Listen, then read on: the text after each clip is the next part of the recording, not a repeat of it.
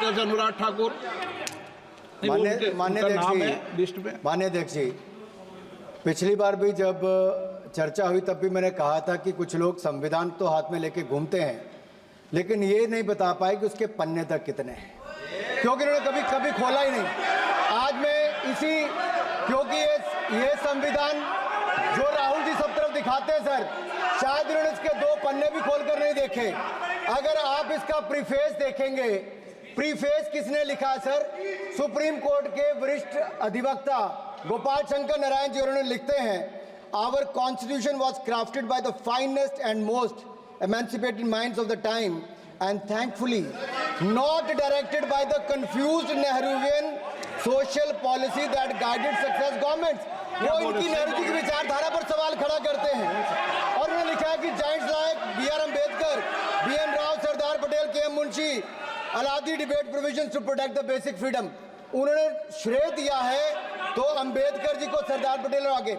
Sir इसके अगले पन्ने पे क्या लिखते हैं गोपाल शंकर नारायण, और ये इन्हीं का ही है सर, मैं नहीं पढ़ रहा हूँ, जो इन्होंने हाउस में दिखाया। इसमें लिखा है, were it not for the strength of the document Indira Gandhi would have been compelled to end the darkest episode in independent India by ending the emergency. यानी कि संविधान की ताकत थी, जिन्होंने इंदिरा गांधी जी की इमरजेंसी को खत्म किया था, तो इस संविधान की ताकत थी। और ये आपके इसके अंदर लिखा है, राहुल जी जो आप लेकर घूमते हो, कभी खोल के पढ़ो तो सही, कभी पढ़ा भी नहीं आपने। और इसमें आगे लिखा है सर, आप चेयर को बोलो, अधिकार दिया है, चेयर को बोलो, माननीय सदस्य चेयर को। जी अध्यक्ष जी, ये जो राहुल जी कॉपी लेकर घूमते, इसी पे लिखा है कि इंदिरा गांधी जी की यातनाएं और इमरजेंसी को खत्म किया, तो बाबा साहब अम्बेडकर के संविधान ने गरीब से गरीब व्यक्ति को उसका काम दिया। सर आप इसके प्रीफेस पे जाइए, सर आप इसके प्रीफेस के बाद फॉरवर्ड जो लिखा सर, ये भी सुप्रीम कोर्ट के बहुत बड़े वकील है, उन्होंने क्या लिखते हैं सर, कि जब संविधान बना उसके बाद सर, देश आजाद होने के बाद पहले दिन से ही लेजिस्लेटिव और हमारी ब्यूरोक्रेसी सर, हमारी दोनों ने ही जुडिशरी के साथ सींग फंसा के रखे, जुडिशरी को नीचे दिखाने की बात की। सर ये मैं नहीं कह रहा, ये वही किताब कह रही है जो राहुल गांधी हाथ में लेकर घूम रहे हैं। सर मैं पढ़ के सुनाता हूँ, from the earliest years itself the legislative wing and the executive wing of the state on the one hand confronted the judicial wing on the other with the accusation that they had vastly approached upon the powers not given to them but given to the executive.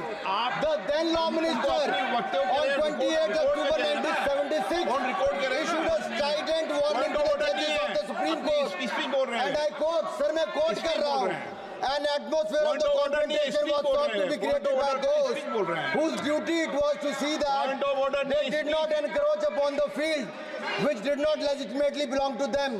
Nothing should be left undone now to ensure that such a situation did not recur. If even after the amendments confrontation continues, then I think it will be a bad day for the judiciary. ये कौन कह रहा है? उस समय के law minister कह रहे हैं, और क्या कहते हैं sir again? We are trying to save them from the temptation to intrude into the powers which do not belong to them. What we are doing today is not to save the people from the judges. ये कह रहे हैं, we are trying not to save the people from the judges, but really enabling the judges to save them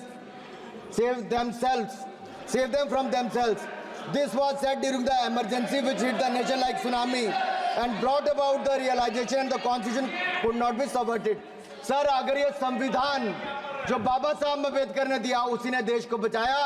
Rahul ji कभी इसको पढ़कर देखिए, गांधी परिवार और कांग्रेस पार्टी का पूरा कारनामे इसके अंदर लिखेंगे, कैसे आपने धज्जियां उड़ाई। एक तो एक, दूसरा ये जो कहते हैं बीजेपी के लोगों को सर ये मनगढ़ंत आरोप, सर ये अंगूठा काटने की बात करते हैं, इनके राज में सिखों के गले काटे गए, सिखों के ऊपर कत्लेआम किया गया, सिखों के बाद दंगे सबसे ज्यादा हुए तो कांग्रेस के समय हुए, और आपको देश से माफी मांगनी है। अगर आज भी नहीं मांगेंगे तो संविधान जितना मर्जी जेब में डालिए, आप संविधान को जेब में लेकर घूमते सर।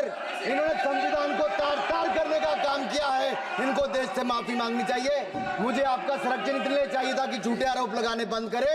यह संविधान की रक्षा आपने कभी नहीं की। इमरजेंसी जैसा कालखंड आया और संविधान को बार बार तार किया, संशोधन किया, तो आपने और आपकी पार्टी ने किया। धन्यवाद सर।